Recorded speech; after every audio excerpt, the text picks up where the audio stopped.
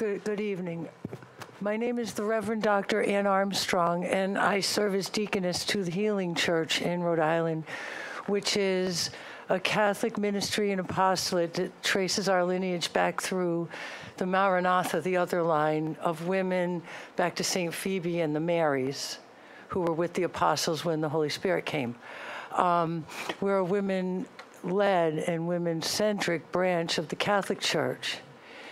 And I want to say a couple things. Abortion in general sells women short. We're smarter than that.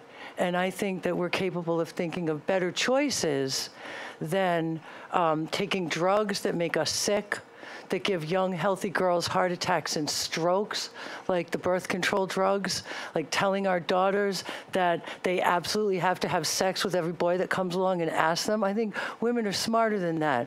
And I was horrified to see my sisters running around after the election with those pink, stupid hats. We're not pussies, we're brains. I mean, we want to be taken seriously for our minds, not for our bodies.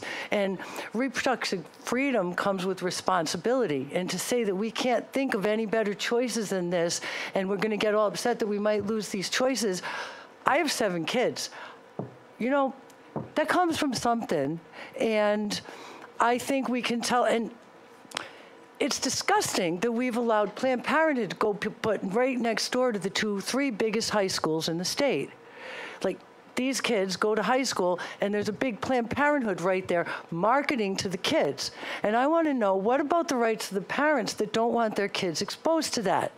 I'm sure you've heard testimony on and on about cannabis, and Peter Kilmartin sending his, what's her name, Jolene, I don't know her, Lindback. If we could just remain on this bill. The topic.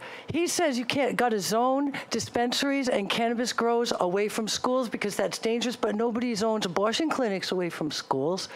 Like, what if you applied the same kind of a standard to other healthcare choices?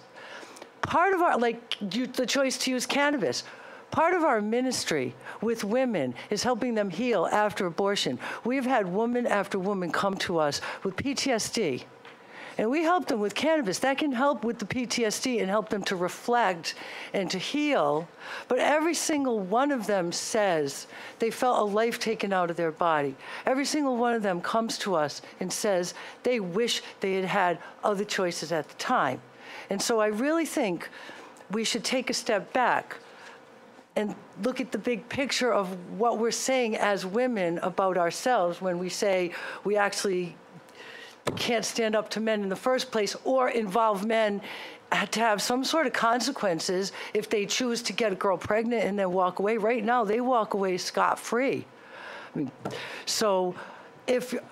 I don't think we should be passing more restrictive legislation at the point. It's too divisive of a topic, but I think this, to force people at this point to take a stand for something that's unnecessary, is A, betrayal of women, and B, a betrayal of our legislatures who really might not want to have to put themselves in a situation of casting a vote they feel is sinful or be put on the spot in front of their constituents when this bill isn't going to have any effect. And I would just like to share one other thing, because I was conceived in a rape in 1959 at a frat house in Brown University. I found this out a few years ago when I met my birth mother, and I found out the name on my birth certificate was Ann Armstrong. And she came from Texas to meet me, where she'd been living for a number of years. And she said her whole life she thanked God, which you can believe in or not, but she thanked God that that wasn't a choice that was put before her. Because she said she might have been weak, and it was such a joy all her life to think about me growing up, to know that even though. Now, when I was 19, I got pregnant, and my mother responded the way most women at that time did. She kicked me out. Fortunately, I was working as a roofer in the roofers union, and I was earning enough money, so I was basically an empowered woman. So I didn't have to make such a hopeless choice. I just kept working until, like, a month before I had my baby.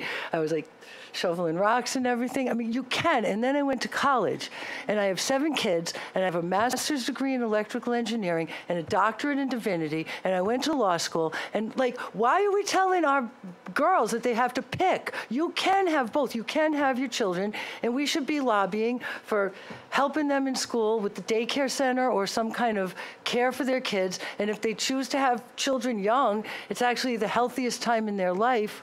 My daughter is not that I told her to, but she had her first baby at 15. And she's now got 7 kids. She's a registered nurse. Her husband's a steam fitter. They have a nice life. We had them live with us up until when they had 5 kids and our house was crowded, and then we said, here, we got to give you some. But she went to college. There's always other choices. And I just think we should be talking about them first. So thank you for hearing me out, and God bless you.